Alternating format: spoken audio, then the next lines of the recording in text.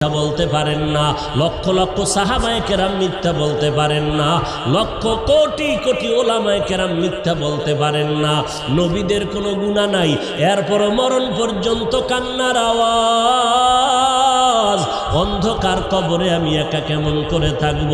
সাহাবায়ে কেরাম মিথ্যা বলেন নাই। এত বড় বুজুর্গ, এত বড় তাকওয়াওয়ালা, এত বড় ইলমওয়ালা, এত বড় আমলওয়ালা, এরপর মরণ পর্যন্ত কান্না করলেন।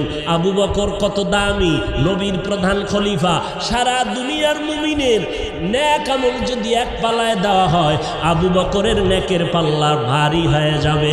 সেই আবু বকর, ওমর, ওসমান, আলী সহ 10 জন সাহাবার নামে জান্নাতে টিকিট দিলেন। জান্নাতের টিকিট আমার আল্লাহ দিয়ে দিলেন জিন্দা অবস্থায়। সেই আবু বকরের মতো বান্দা একটা বকরির বাচ্চা হাতের মধ্যে ধরিয়া কয়, এ বকরির বাচ্চা, আজকে তোর কপাল ভালো, আমি